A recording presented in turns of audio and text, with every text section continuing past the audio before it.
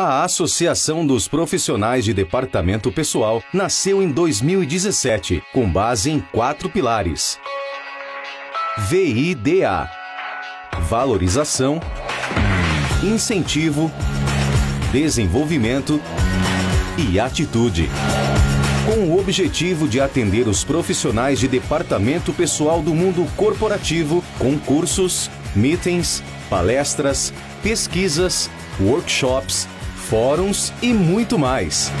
Nossa equipe é composta por experientes profissionais que juntos coordenam a PDP e levam aos associados o melhor e mais atualizado de cada conteúdo. Contamos com diversos parceiros e convênios, a fim de proporcionar as melhores parcerias para nossos associados. Conheça todas as vantagens e benefícios e se torne um associado. A PDP, você sempre atualizado. Visite o nosso site www.apdp-sp.org.br.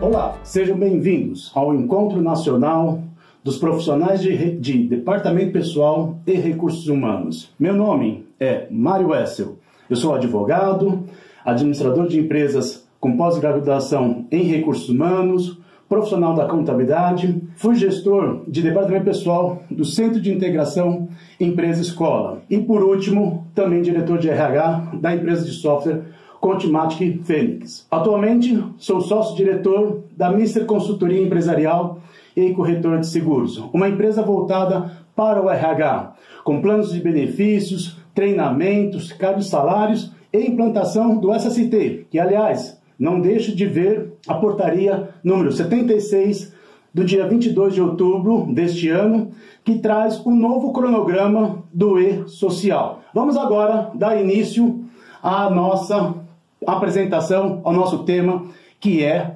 rescisão do contrato de trabalho por justa causa. Muitos profissionais conhecem o elenco do artigo 482, porém se esquecem de respeitar, de verificar os requisitos necessários para você dar uma justa causa no empregado. Quais são eles? Imediatidade, proporcionalidade da pena, princípio não non bis in idem e o nexo causal. O que seria isso, Mário? Vamos estudar cada um deles e entender porque muitas vezes você dispensa o empregado por justa causa, você flagrou ele numa falta grave e, no entanto, ele entra na justiça e ganha. E aí você fica pensando, onde foi que eu errei?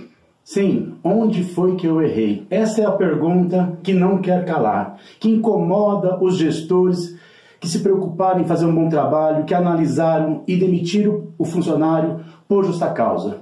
E depois perde na justiça do trabalho. E eu vou lhes dizer, meus amigos, onde as pessoas erram é no momento em que você não olha esses requisitos que eu falei há pouco. E o requisito da imediatidade é fundamental para você caracterizar bem a justa causa. E o que é imediatidade? Imediatidade significa que não pode haver um lapso de tempo muito longo entre o momento em que você tomou conhecimento da falta grave do empregado e o momento em que você aplica a punição. Não pode haver um lapso de tempo muito grande. Por quê? Se houver esse lapso de tempo, o juiz poderá interpretar que houve o perdão tácito. Perdão tácito, Mário? Nós já vamos falar sobre ele. Então vejam, o ideal é que, se você tomou conhecimento de uma falta grave do empregado, no máximo, no dia seguinte, você aplica a punição. Seja ela uma advertência, uma suspensão, ou mesmo, dependendo da gravidade da pena, da falta grave, a própria justa causa. Porém, muitas vezes, dependendo do tamanho da empresa, não é possível fazer isso logo no dia seguinte. Você precisa investigar, averiguar, até para não cometer injustiças. Então, a jurisprudência, a doutrina, reconhece que, dependendo do tamanho da empresa, dependendo das circunstâncias, é razoável que você tome um tempo para fazer as investigações necessárias. Mas esse tempo não pode também ser muito elástico, porque, como eu disse, você poderá configurar o perdão tácito. Então, o que seria o perdão tácito? Eu vou dar um exemplo. Eu vou falar da minha mãe. Muitas vezes, quando criança, a gente aprontava, eu e meus irmãos, e minha querida mãe, Dona Joana, está bem de saúde, graças a Deus, vivinha, muito espoleta. Ela vinha, passado lá uma semana da arte que eu e meus irmãos tínhamos aprontado, e a gente dizia, acho que a mãe não ligou, né? Não tem problema. E de repente, uma semana depois, ela vinha e nos dava um castigo, e aí a gente perguntava para ela, mãe, por que você está dando esse castigo para nós? Aí ela dizia, porque vocês aprontaram na semana passada? Ora, para nós, o sentimento que havia sido tido, nós três, era de que aquela arte que nós fizemos, ela tinha sido perdoado. E esse exemplo caseiro, doméstico que eu estou dando, acontece também na empresa. Muitas vezes, o empregado comete um erro grave, e o chefe nada fala. Aí o empregado, o colega, comenta com o outro. E aí? Acho que ele não fez nada, não falou mais nada, esqueceu. Vou tocar meu emprego aqui, vou tocar meu trabalho. E aí, passado 15 dias, o chefe vem. Ô fulano, tá aqui uma advertência. Mas por que, chefe? Por aquele ilícito ou aquela falta que você cometeu naquele dia, assim, assado. Pô, chefe, mas já faz 15 dias, o senhor não falou nada? Pois é, mas assina aqui essa advertência. Esse é o chamado perdão tácito. Ou seja, você dá um entender para o empregado que errou, você tomou conhecimento do erro dele, da falha dele, e não fez nada. E aí, então, ele se julga perdoado. A nossa doutrina, a nossa jurisprudência, nossos tribunais não aceitam esse tipo de situação. A falta de imediatidade. Você tomou conhecimento da falta grave cometido pelo empregado, você deve puni-lo imediatamente. Não pode ficar demorando. Não pode esperar mais do que o tempo razoável, necessário para você apurar a falta que ele cometeu, sob pena, de novo, repito, do perdão tácito. Não faço isso, porque se você fizer, mesmo que você tenha razão, não adianta. O tribunal não vai reconhecer, o juiz não vai reconhecer a justa causa empregada ao funcionário que cometeu o delito. Vamos ver aqui agora uma jurisprudência nesse sentido. Veja o julgado do Tribunal Superior do Trabalho. Perdão tácito. Empresa de grande porte. A inexistência de imediatidade entre a apuração da falta grave através de sindicância interna e a efetiva punição do empregado não se constitui em perdão tácito quando se trata de apuração de ilícito em empresas considerado de grande porte, onde se faz necessário o cumprimento de inumeráveis procedimentos burocráticos. Então, vejam, uma empresa de grande porte, ela não consegue aplicar a punição, a pena, imediatamente. Mas existe empresa de menor porte, de pequeno porte, e você toma conhecimento daquela falta grave e não faz nada. Fica pensando na morte da bezerra. Um mês depois, você vai e quer aplicar a justa causa. Não vai ganhar, vai perder nos tribunais. Muito bem, vamos para o próximo item, que é proporcionalidade da pena. Esse é um assunto complexo. Proporcionalidade da pena. É complexo por quê? Porque é um assunto subjetivo. Não há disposição legal que estabeleça a gradação da pena para o ato faltoso do empregado. Por isso que se torna uma tarefa difícil, principalmente para os gestores, em estabelecer aquela punição conforme o ato praticado pelo empregado. Se ele deve dar uma advertência verbal ou uma advertência escrita ou ainda uma suspensão, ou mesmo entrar com a falta, a demissão por justa causa, dependendo da gravidade do assunto. Então,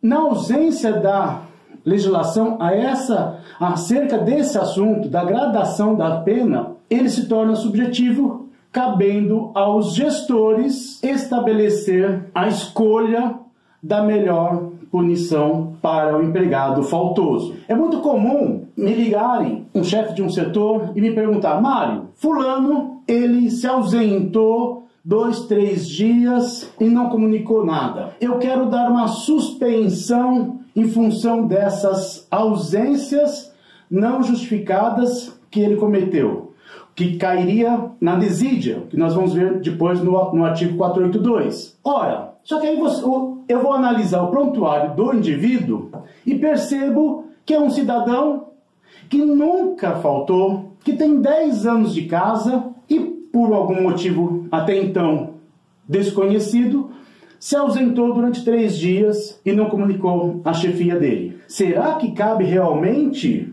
uma suspensão para essa situação? Ou será que, tendo em vista o histórico dele, 10 anos de casa, nunca faltou, pouquíssimos atrasos, dar uma advertência? Talvez até uma advertência verbal, ou talvez até uma escrita. Numa história como essa, num caso como esse, na minha interpretação, não caberia uma suspensão. Caberia sim uma advertência verbal ou escrito, caso realmente você comprove que a ausência desses 3 dias, nesse caso que eu estou relatando, havia uma justificativa, que poderia haver. Então vejam, é realmente um assunto muito, por demais, subjetivo. Mas você não pode errar. Por quê? Se você erra na punição dele, o tribunal também poderá não reconhecer a justa causa.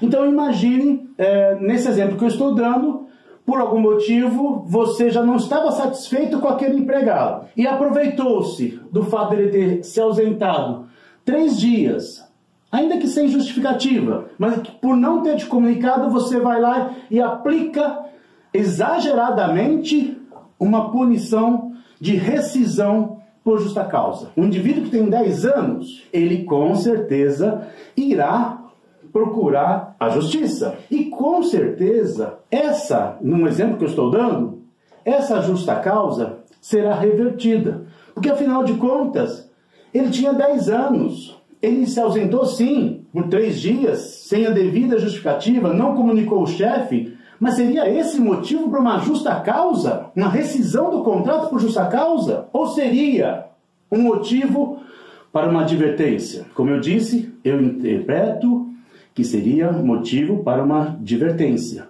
nesse exemplo que eu estou dando. Agora vamos imaginar uma outra hipótese. Digamos que o empregado foi flagrado furtando dinheiro da empresa pelo seu superior. É um ato de improbidade. Esse empregado, digamos, é recém-contratado. Você mal conhece o histórico dele e você flagrou num ato de improbidade. Caberia nessa hipótese, nessa segunda hipótese que eu estou relatando aqui, a demissão por justa causa? Sim. Você flagrou o cidadão furtando dinheiro da empresa. Então, a falta que ele cometeu, o ato de improbidade, é uma falta gravíssima. Portanto, uma falta gravíssima deve ser punida com o rigor da lei, ou seja, com a rescisão do contrato de trabalho por justa causa. Diferente do primeiro caso que eu relatei, onde o indivíduo apenas se ausentou e tinha um histórico de 10 anos de empresa. Então, esse indivíduo, o primeiro caso, você não vai poder dar uma justa causa nele, porque ele se ausentou durante 3 dias. Vamos ver aqui um caso dos nossos tribunais. Diz aqui: a simples recusa do empregado em assinar memorando de advertência não caracteriza ato de insubordinação capaz de autorizar sua dispensa. Ora, veja só esse caso. O indivíduo foi chamado, o empregado foi chamado para assinar uma advertência escrita. E ele se recusou a assinar essa advertência. Mas apenas isso. Ou seja, o gestor poderia muito bem pegar 2 testemunhas que iriam testemunhar que o indivíduo, o empregado, se recusou à advertência. Mas somente isso. No entanto, o gestor considerou que essa atitude dele não querer assinar a advertência era uma afronta à sua subordinação. Era um ato de insubordinação. Então ele disse: você não vai assinar essa advertência? Então está demitido por justa causa. O empregado foi à justiça e reverteu a justa causa. Por quê? Porque o juiz não interpretou que a simples recusa em assinar um memorando de advertência caracterizaria motivo para uma rescisão de justa causa. Então percebam a importância de você saber graduar a punição, saber estabelecer a pena certa para aquele ato faltoso do empregado. Vamos ver um segundo caso dos nossos tribunais também. Mostra-se a própria e imediata rescisão por justa causa quando o empregado, já admoestado anteriormente, provoca tumulto na oportunidade em que lhe é dirigida carta de advertência por nova falta cometida. Ou seja, ele já tinha sido advertido anteriormente, não satisfeito, voltou a cometer um ato faltoso e foi advertido pela segunda vez. E aí diz o juiz: rasgando-a totalmente, após recusar assiná-la e manifestando revolta contra o empregador na presença de colegas do trabalho. Ora só, vejam só, o cidadão, o empregado, já tinha sido advertido anteriormente, cometeu novo ato faltoso. O empregador vem e o adverte pela segunda vez. Só que no ato dessa segunda advertência, o que ele faz? Ele rasga a advertência na cara do gestor e ainda provoca tumultos com os demais colegas de trabalho. E aí sim, o gestor, em função desse ato destemperado dele ao rasgar a advertência e provocar tumulto com os demais colegas, sim, aí sim o gestor optou pela justa causa, pela rescisão por justa causa. E o tribunal aceitou, não reformou para uma rescisão sem justa causa. Aceitou a justa causa como sendo a punição cabível para aquele momento. Então vejam, eu trouxe aqui 2 casos de advertência, de cartas de advertência. Num, o cidadão, o empregado, simplesmente se recusou a assinar.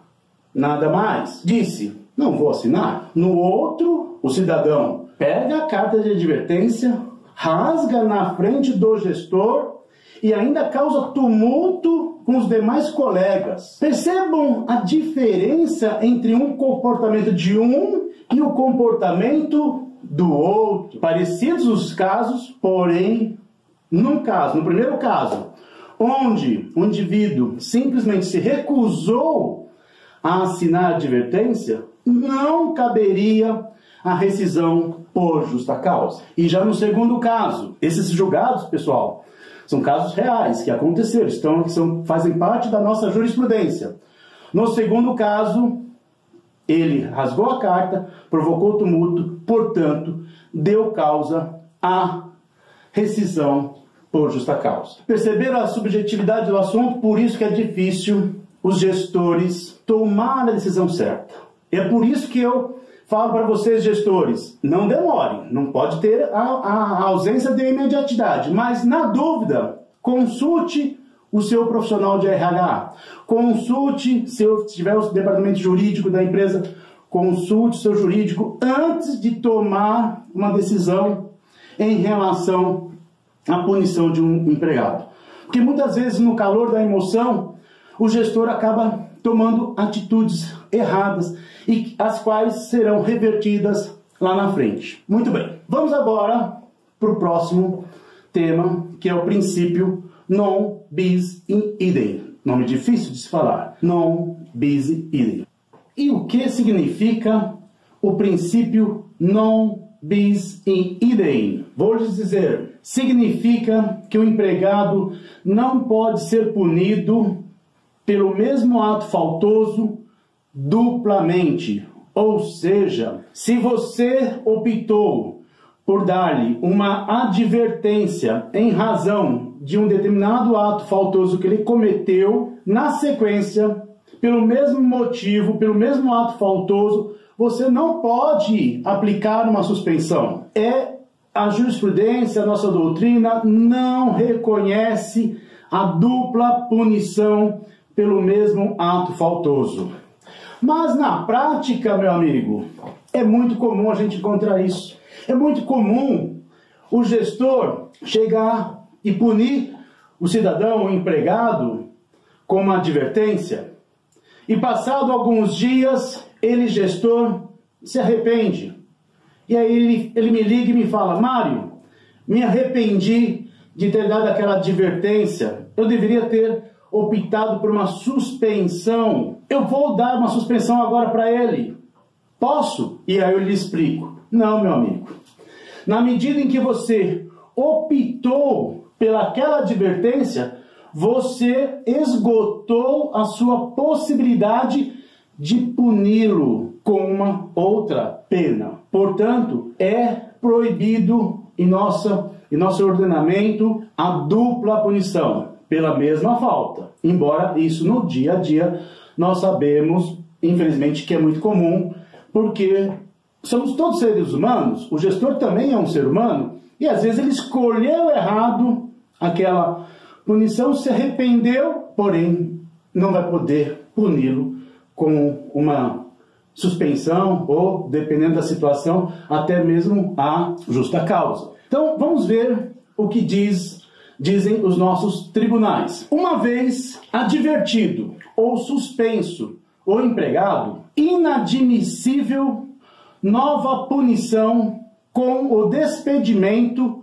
fundado em justa causa. O direito de punir se esgota com a aplicação da penalidade escolhida, recurso ordinário que se nega provimento. Ou seja, se escolheu errado, então você tinha a oportunidade de demiti-lo por justa causa. Digamos que, naquele exemplo que eu dei instantes atrás, você flagrou ele furtando o dinheiro da empresa. Ao invés de ser rigoroso nos termos da lei e aplicar-lhe uma justa causa, você optou por dar uma advertência ou uma suspensão. E aí, passado alguns dias, ele retorna e você, evidentemente, se arrependeu da escolha feita, quer demiti-lo por justa causa. Não poderá. Se o fizer, ele vai reverter essa justa causa na justiça, porque não se pode punir duplamente pelo mesmo ato faltoso. Vamos ver um outro julgado. Advertido o empregado pelo emprego de palavras ríspidas para com seu superior hierárquico, não pode ser dispensado por justa causa, consubstanciada no mesmo fato, pois não se admite a dupla punição pela mesma falta punível. Vejam, gente, parece simples, mas é muito comum no dia a dia os gestores quererem punir seus empregados duplamente. Então vocês têm que tomar esse cuidado. Vocês têm que saber que o nosso ordenamento não aceita a dupla punição. Vejamos outro julgado. As ausências reiteradas ao serviço sem justificativa constitui falta grave. Artigo 482, letra E, ensejadora da demissão por justa causa. No entanto, se a empresa puniu o reclamante com pena de suspensão pela última falta cometida e não prova a reincidência posterior, não há de aplicar punição dupla, suspensão e demissão, recurso conhecido e não provido. Ou seja, nesse exemplo, o indivíduo foi punido pelas reiteradas faltas. Porém, depois dessa punição, ele não voltou a se ausentar novamente. E, no entanto, a empresa, com base na última ausência dela, ela vai lá e dá a rescisão por justa causa. Não será reconhecida porque a interpretação, como é o caso desse julgado, é de que houve dupla punição. Então, cuidado com isso. Uma vez escolhida a pena, você não mais poderá punir pelo mesmo motivo. Ah, Mário, mas e se o indivíduo, que é muito comum na desídia, né, ele se ausenta muitas vezes. Então, digamos que ele se ausentou, digamos, uma semana inteira, e você vai lá e o adverte por escrito. Só que essa advertência não surte efeito.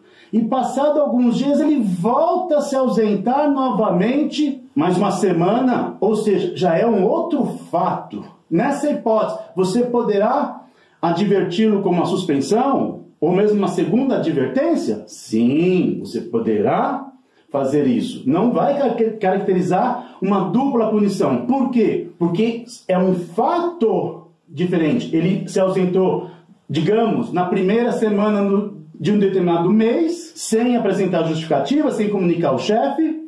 Ele retornou, você advertiu por escrito, e ele, não surtindo efeito aquela carta de advertência que você deu, ele volta a se ausentar na terceira semana, também, igualmente, sem apresentar justificativas ou atestados, sem lhe dar a mínima satisfação. E aí, então, você quer, novamente, aplicar uma advertência ou até mesmo uma suspensão, dependendo das circunstâncias. Nessa hipótese, não estamos falando de dupla punição. O que o sistema, o nosso ordenamento não reconhece é, ele se ausentou na primeira semana, você o advertiu, só que você se arrependeu dessa advertência. E aí você, na sequência, vai lá e dá uma suspensão pela ausência ocorrido naquela primeira semana. Isso é dupla punição, não pode haver segundo o nosso ordenamento jurídico. Não é reconhecido a dupla punição. Portanto, tome cuidado. Vamos para o próximo tema, que é nexo causal. O nexo causal é a relação de causa e efeito. Devemos compreender como sendo a efetiva ligação entre a atitude ilícita e a rescisão do contrato. Ou seja, o ato faltoso do empregado deve ser realmente a causa determinativa da rescisão por parte do empregador. Ou seja, se ele foi insubordinado contigo, respeitado os requisitos da rescisão por justa causa até agora estudados, você deverá dispensá-lo nos termos do artigo 482 por insubordinação. Então, o nexo causal tem que ter efetiva ligação entre o ato faltoso e a rescisão do contrato de trabalho. Vamos ver aqui alguns julgados. A reclamada, em defesa, arrola inúmeras faltas graves, supostamente praticadas pelo reclamante. Porém, não frisa qual foi o motivo determinante da dispensa, ou seja, não disse qual foi o real motivo. Portanto, não houve o nexo. Sem conhecimento deste motivo, fica impossível saber se referida falta já não fora, inclusive, punida. Ensina-nos Wagner de Giglio. A prática faltosa deve ser realmente a causa efetiva do desligamento. E isso porque é vedado ao empregador valer-se de uma infração qualquer para se livrar do empregado, que seria despedido por outros motivos, mesmo que nenhuma falta houvesse praticado. Vamos ver um outro julgado. Defesa genérica. Inaceitável alegação genérica de justa causa imputada ao obreiro, trabalhador. É necessário dar conhecimento ao juízo dos fatos que ocorreram e motivaram a empresa a enquadrar o trabalhador nas hipóteses previstas no artigo 482 da CLT. A ausência, a contestação do relato de supostos atos faltosos praticados pelo reclamante geram a presunção de que a reclamada o dispensou arbitrariamente. Ou seja, gente, se você vai caracterizar a justa causa, você deve estabelecer o nexo causal para ela. A ligação entre o ato delituoso, o ato praticado, faltoso praticado pelo empregado e a efetiva rescisão do contrato. Sem que haja essa ligação, a sua justa causa poderá não ser reconhecida nos nossos tribunais, no nosso ordenamento, ele não reconhece. Os nossos tribunais irão reformar essa sua justa causa. Muito bom. Então chegamos aqui ao final dos requisitos para se estabelecer uma justa causa. Pois não adianta nada o gestor conhecer bem todos os atos faltosos elencados no artigo 482 da CLT, que nós vamos, na sequência, analisá-los. Se, na prática, ele não respeita os requisitos até então estudados. Como eu já disse, você pode ter uma situação de insubordinação na sua empresa, que é um motivo de justa causa. Porém, como eu já disse aqui, esse gestor cometeu a falha de não punir essa insubordinação com a imediatidade. Ou então, ele não respeitou e puniu essa insubordinação duplamente. Enfim, ou ainda, na hora de caracterizar essa justa causa, não soube estabelecer o nexo causal. Ou, como já estudamos, ele puniu de uma maneira exagerada, dependendo do histórico do empregado. Enfim, esses requisitos que nós estudamos aqui agora são fundamentais para a caracterização da justa causa. Não adianta você saber de cor e salteado todas as letras do artigo 482 se você não respeitar esses requisitos. Vejamos agora os motivos elencados pelo artigo 482 para rescisão do contrato de trabalho por justa causa. A letra A traz o ato de improbidade. E o que seria o ato de improbidade? Seria aquele ato desonesto praticado contra o patrimônio do empregador. Então, como dissemos há pouco, é aquele furto, ou mesmo o desvio de mercadorias, que é muito comum. Às vezes as pessoas trabalham em grandes indústrias, colocam algumas mercadorias na bolsa, ao sair são pegas em flagrante. Ato de improbidade, atos desonestos contra o patrimônio do empregador. Mas cuidado, é uma falta que macula a imagem do empregado. Então vocês, ao atribuir uma justa causa pelo ato de improbidade, vocês devem ter certeza, porque é realmente uma acusação gravíssima, uma falta que você tem que ter todos os comprovantes, toda a comprovação de que realmente houve um ato de improbidade, sob pena até disso se virar contra a empresa. Então, tenha cuidado para caracterizar o ato de improbidade, que são atos desonestos praticados contra o patrimônio do empregador. O próximo, letra B, incontinência de conduta ou mau procedimento. A incontinência de conduta está relacionado aos atos relativos à moral e bons costumes. Já o mau procedimento é bastante genérico, né? São todo aquele ato que você pode praticar no ambiente do trabalho e que não é adequado a esse ambiente. Um exemplo, que é uma brincadeira, mas que é possível, se for praticado reiteradas vezes, é aquela brincadeira de você colocar um cartaz nas costas de um colega, tipo, chute-me. É um mau procedimento. Então, tome cuidado, é motivo para caracterizar a justa causa. Negociação habitual por conta própria ou alheia sem permissão do empregador. E quando constituir ato de concorrência à empresa para a qual trabalha o empregado ou for prejudicial ao serviço. Vejam, negociação habitual é o ato de comércio. É muito comum, muitas vezes, você encontrar sem a permissão do empregador, um pequeno comércio. Então, o empregado que leva a coxinha, o pãozinho, ou as vestimentas, né? Roupas para vender, e faz esse comércio entre os colegas de trabalho, muitas vezes sendo prejudicial ao serviço. E, como está escrito aqui, sem a permissão do empregador. Porque se houver a permissão do empregador, não há o que se falar de negociação habitual.